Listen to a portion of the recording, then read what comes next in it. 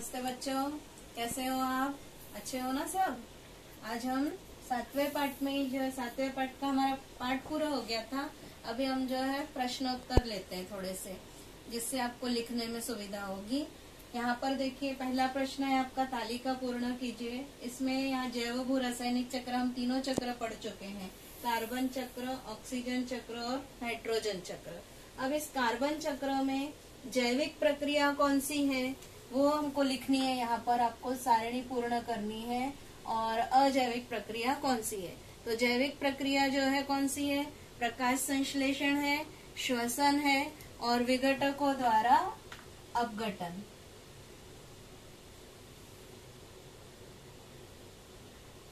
विघटकों द्वारा अपघटन, ठीक है। ये जैविक प्रक्रिया हो गई, मतलब सजीवों में होने वाली प्रक्रिया है। और अजैविक प्रक्रिया में कौन सा आएगा?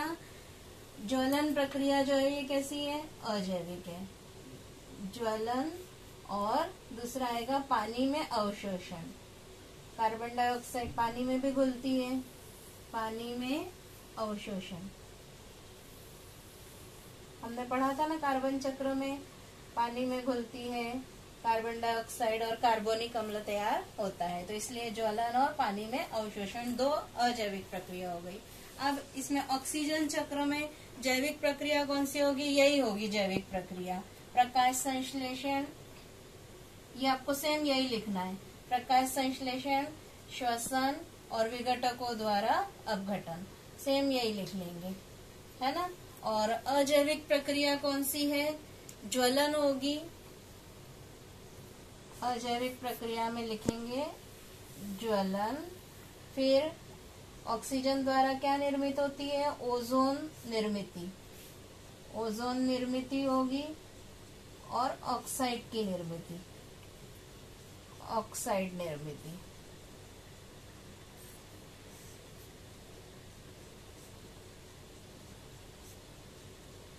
ओजोन निर्मिति और ऑक्साइड निर्मिति। इसी तरह से अब नाइट्रोजन चक्र है। नाइट्रोजन चक्र में जो है क्या क्या आएगा? विघटकों द्वारा अपघटन और जैविक स्थिरीकरण। विघटकों द्वारा अपघटन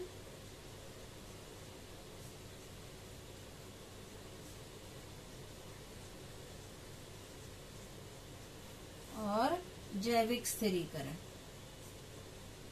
जैविक स्थिरीकरण किसके द्वारा होता है? जीवाणुओं द्वारा। और इसमें एक हमने पढ़ा था अमोनीकरण, ये भी जीवाणुओं द्वारा होता है। इसलिए ये सब काय में आ गए? जैविक प्रक्रिया में आ गए, है ना। इसके बाद जो है अजैविक प्रक्रिया में क्या आएगा? औद्योगिक स्थिरीकरण, भौतिक स्थिरीकरण, औद्योगिक स्थिरीकरण।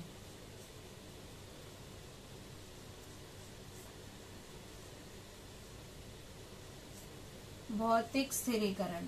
औद्योगिक स्थिरीकरण किसके कारण होता है? कारखानों के कारण।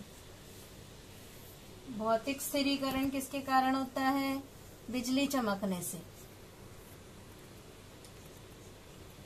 और फिर जो है एक नाइट्रीकरण था और विनाइट्रीकरण।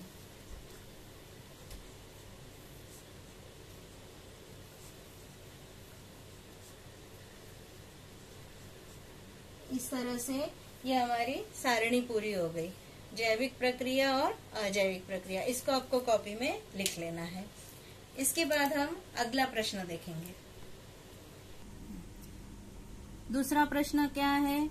निम्नलिखित गलत कथनों को सही करें और उनका पुनर्लेखन करें। फिर से आपको लिखना है, ये सारे तीनों ही कथन गलत है और इसके समर्थन करना है आपको। इसमें जो है पहला कथन कौन सा है? आहार श्रृंखला में मांसाहारी प्राणियों का पोषण स्तर द्वितीय पोषण स्तर होता है।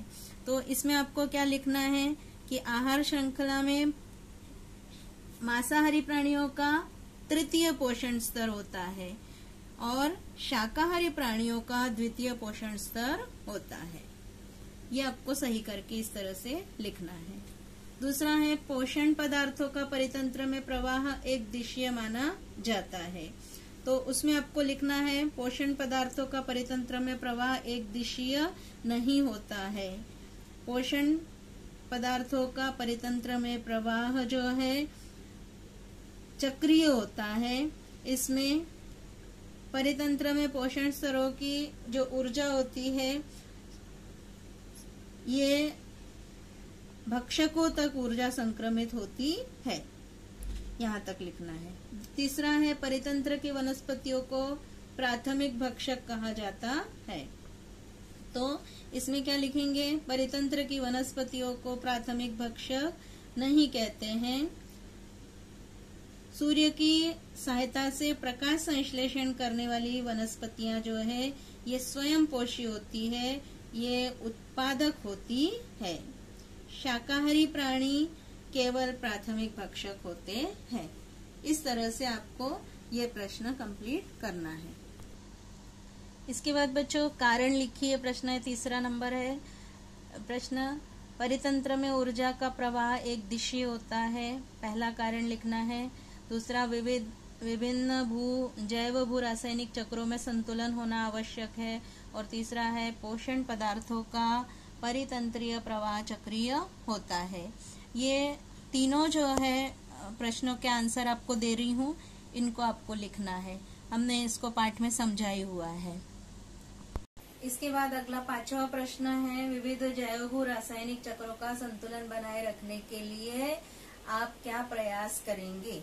इसको आप अपने मन से लिखना है। इसमें 4 पॉइंट्स लिखिए।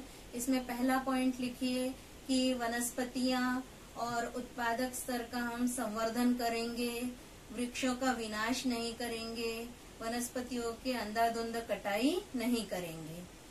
दूसरा पॉइंट लिखिए कि प्राणियों के शिकार पर जो है प्रतिबंध लगाएंगे, प्राणियों के अंगों का जो व्यापार है और गैर कानूनी रूप से जो है उनका व्यापार किया जाता है वह बंद करेंगे। और इस प्रकार खाद्य श्रृंखला को हम संतुलित बनाए रखेंगे। तीसरा पॉइंट आप लिखिए कि जो सर्वोच्च भक्षक प्राणी है इनको मारना अयोग्य है, तो उस पर हम रोक लगाएंगे और खाद्य श्रृंखला को नियंत्रित रूप से चलने देंगे। और चौथा पॉइंट आप लिखिए कि प्रदूषण पर हम रोक लगाएंगे और जो प्राकृतिक साधन संपदा है इसका अत्यधिक उपयोग जो किया जाता है उस पर तत्काल रोक लगाएंगे। ये इस तरह से जो है हम जैव भू रासायनिक चक्र का संतुलन बनाए रखेंगे। ये और बाकी पूरे प्रश्न लिखकर आप कंप्लीट कीजिए। आज मैं होमवर्क आपको दे रही हूँ, तो ये पाठ यहीं पर कंप्लीट होता है। धन्यवाद।